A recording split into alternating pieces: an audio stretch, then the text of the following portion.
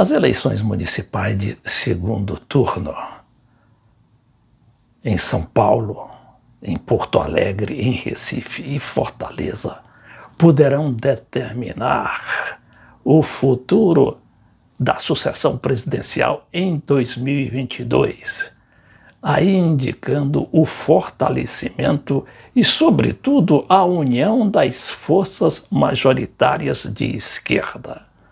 E aí sim, o Brasil estará acompanhando os países da América Latina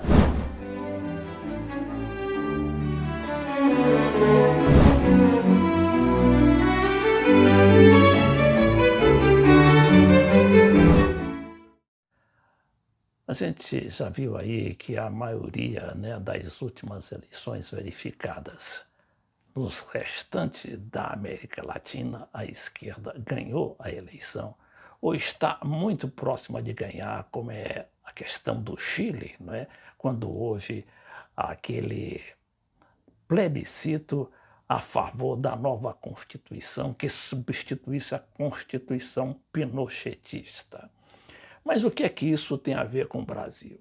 Tem muito a ver com o Brasil, principalmente porque as esquerdas e os progressistas, de uma maneira geral, parecem que tomaram juízo e estão se unindo e se coordenando, sim, para politicamente, ganhar o poder. Eu digo política e democraticamente e legitimamente.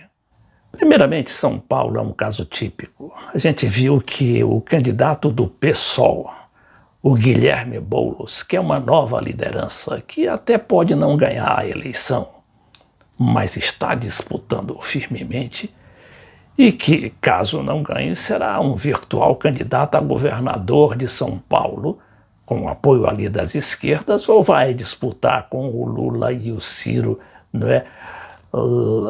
as presidenciais. Mas não deixa de ser um exemplo a esse apoio das esquerdas quase que total ao candidato Guilherme Boulos. A gente viu que o candidato do PT foi o primeiro a declarar apoio a Boulos e veio ali na rasteira também o ex-presidente Lula, que inclusive vai participar da campanha eleitoral na televisão. E veio depois o PDT, o Ciro Gomes.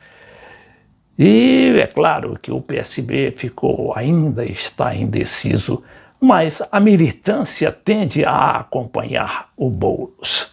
Eu vejo aqui essa pesquisa do Datafolha divulgada hoje, onde situa o Bruno Covas com uma situação confortável. Mas não é bem assim, porque isso é pesquisa. E pesquisa, ela retrata um momento. O momento de hoje, a 10 dias da eleição, pode ser muito outro lá no dia 29, que é o dia exato onde os eleitores vão depositar seus votos nas urnas. E São Paulo tem demonstrado que militância unida e militância aguerrida costuma ganhar a eleição. Tem um poder econômico lá que é muito forte e vai tentar arrasar com Guilherme Boulos. Nem sempre acontece, porque o PT já ganhou 2 vezes lá, lembram-se? Com a Luísa Erundina e depois, mais recentemente, com o Haddad, o Fernando Haddad, que foi até o candidato presidencial em 2018. E além dessa união, nós temos o que corre por fora, no caso aqui, o apoio do Bolsonaro, que ainda não foi declarado. O Bolsonaro, claro que não vai declarar o apoio dele ao Boulos, mas já aqui no WhatsApp, que foi detectado hoje pela Folha de São Paulo, o Bolsonaro manda mensagem a aliados em que estoca, ou seja, ataca a candidatura de Covas em São Paulo. O presidente afirmou que prefeito que disputa segundo turno contra Boulos votou em Haddad em 2018. Veja aqui o que diz esse material da Folha também lá pelas tantas. Na avaliação de pessoas próximas de Bolsonaro, o cálculo seria o seguinte: o presidente poderia ganhar mais capital eleitoral e projeção com Boulos em São Paulo ao tentar polarizar novamente com a esquerda. Além disso, ele vê em Covas um aliado do governador de São Paulo, João Dória, hoje um dos seus principais inimigos. O presidente enxerga em Dória um potencial adversário em 2022 e atualmente protagoniza atritos com o governador em razão da vacina Coronavac, que está sendo produzida pelo Instituto Butantan em parceria com o laboratório chinês. A gente não sabe, não é? Essas decisões ou essas reações, às vezes estapafúrdia, do Bolsonaro, pode até implicar num apoio indireto, não declarado, ao Boulos. E aí, claro que o Boulos só tende a crescer e a ameaçar o Bruno Covas. Então não está decidida nem definida a eleição de segundo turno em São Paulo. Vejamos agora as outras capitais. Essa pesquisa divulgada hoje pela Datafolha e a Rede Globo, ela só contemplou 3 capitais, que foram São Paulo, Rio de Janeiro e Recife. No Rio, o Paz continua com 71%, abrindo margem ampla sobre Crivella, que tem 29%. Ali a esquerda não está envolvida, porque inclusive foi alijada do páreo. Mas em São Paulo, segundo a análise, disputas como as de São Paulo e do Recife exigem cautela dos líderes nas pesquisas. Eles concordam comigo nesse ponto aqui, dizendo que não está definido o quadro eleitoral lá. Em Recife, Marília Arraes está com 55% no segundo turno e João Campos com 45%.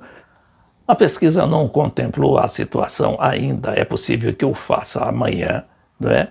Do quadro em Porto Alegre, onde a candidata Manuela Dávila, que ficou em segundo lugar, com a diferença mínima do candidato do MDB, ela também conseguiu unir ali todas as esquerdas, não é? Inclusive o PDT está fortemente empenhado na sua eleição. O PDT do Ciro Gomes, para não falar no PT do Lula, que já estava engajado na chapa, inclusive porque ofereceu o seu vice. Então a gente vai ver o resultado dessa união amanhã na pesquisa, né? As pesquisas tendem sempre a favorecer, nesse momento não decisivo ainda das eleições, porque estamos há 10 dias, faltam 10 dias para a eleição, essas pesquisas sempre favorecem o poder econômico. Daí a gente ter muito cuidado para não ser, inclusive, induzido por essa propaganda indireta dos candidatos.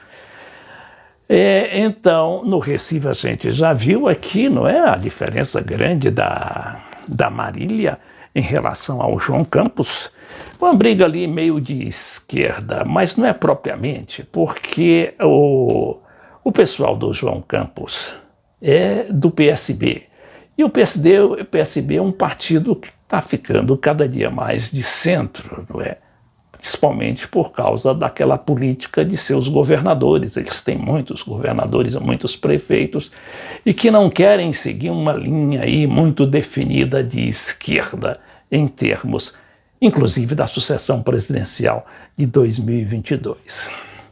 Finalmente, nós temos a situação lá em Fortaleza, onde a esquerda também voltou a se unir com toda aquela briga, não é, que houve do Ciro com o Lula, mas o PT já definiu o seu apoio ao candidato do Ciro, o Sarto, que também tem uma militância muito aguerrida e está lá na luta e, ao que tudo indica, poderá, se não conservar a diferença do Sarto sobre o candidato Capitão Wagner, não é? Que é lá meio bolsonarista, mas não tropo.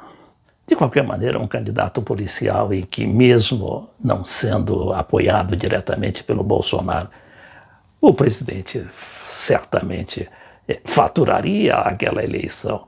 No caso de o capitão ganhar a eleição, que está um pouco difícil. Seja como for, essa situação dessas capitais, a que eu me referi, elas podem ser definitórias para as eleições presidenciais, e aí sim, indicando o rumo das esquerdas ou do progressivo, não é? O rumo da vitória do progressismo que já está sendo verificado em alguns países da América Latina, como a gente viu, não é? Começou com o México, foi para a Argentina, foi para a Bolívia, teve no Chile, não é? Agora vai ter eleição no Equador com também o favoritismo do candidato de esquerda do ex-presidente Rafael Correa. E tem também eleição no Chile, lá por setembro ou outubro, né? Que é eleição presidencial, além da instalação da Assembleia Nacional Constituinte. E por falar no Chile, a gente viu hoje, não é, o que aconteceu.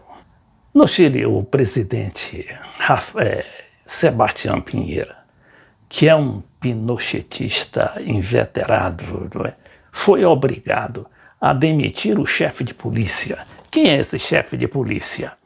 É aquele ícone da repressão naquele que eles chamam de estallido, que é, no caso, a explosão social do Chile do ano passado, quando a polícia usou balas, inclusive para cegar as pessoas, porque acertavam justamente no olho de vários manifestantes.